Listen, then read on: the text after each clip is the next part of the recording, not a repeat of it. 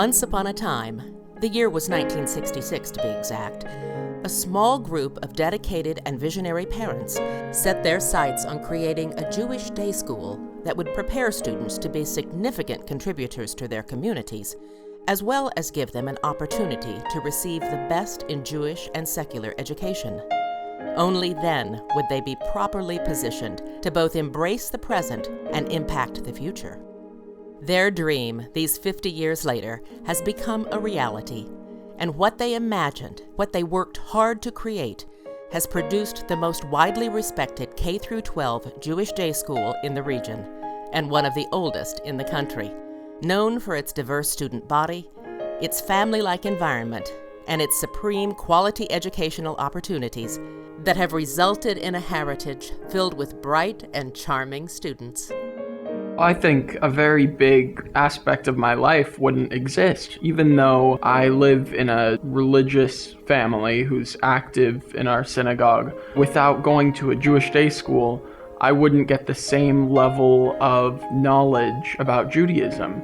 There would be a part of my life that isn't there anymore. Two things in my life that I've always known have had immense value have been education and Judaism. And that's something from the time I was very young, my grandparents always put an emphasis on. They knew that Kansas needed a Jewish community. HBHA is the only Jewish day school in the area, so I think it's so important to be able to instill that Jewish kind of way of learning into a community.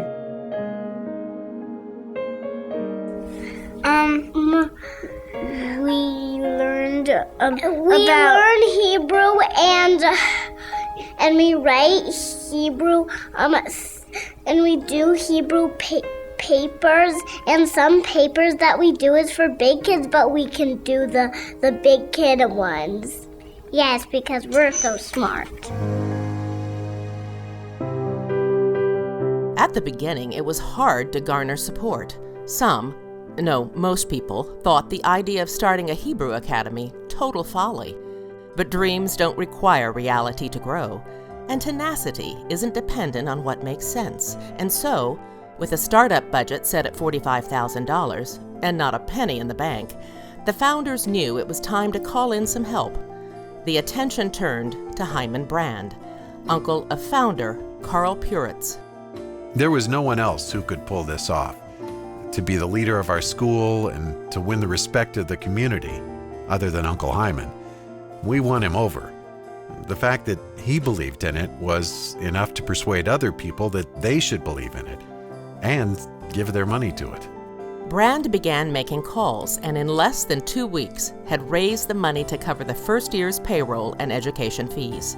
The school was originally called the Hebrew Academy, and Hyman Brand remained its president and chief funding officer until he died one day before his 87th birthday. The school was renamed the Hyman Brand Hebrew Academy later that year, and it remains a school that fosters familial attitudes and exemplary scholastic achievement. The best part about going to HBHA is being able to bond with your friends while still knowing all your teachers and being able to learn Hebrew because we're Jewish, and that's really important for me as a value to grow up and learn the language of the Jewish people. My great-great-grandfather was Hyman Brand. He was one of the founders and he raised lots of money.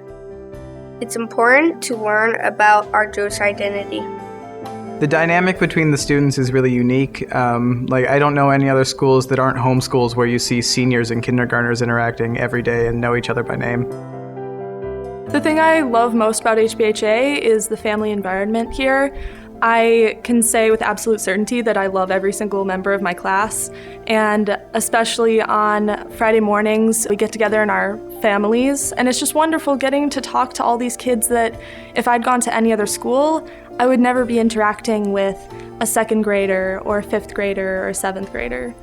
And it's just an experience you can't get anywhere else. And through the years, for decade upon decade now, the seeds sown by those early families have blossomed into a thriving educational institution, full of spiritual tradition and rich family heritage, as witnessed by the fact that 80 of the nearly 235 students enrolled are children of HBHA alumni. My Aunt Debbie was in the first graduating class. My Papa and Papa were one of the founders of this school. My parents both came here too. Is that legacy? I have no idea what the word legacy means. I've had my mom, my dad, my aunt, I think my uncle. Everyone pretty much in this school is related to me. My dad and my aunt went to school here, and my grandma is working on the anniversary event. She's kind of in charge.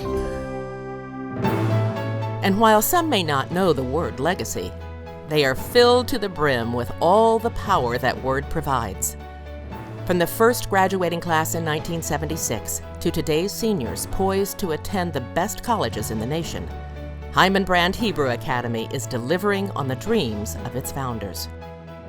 As Hyman Brand himself said of the young people who graduate from these hallowed halls, "Wherever you may be, whatever you do, we have great faith that you will continue to be a source of pride to us, to your families, and to our community."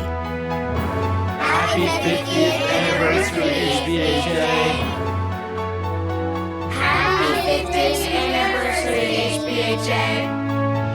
Happy 50th anniversary, HBHA! And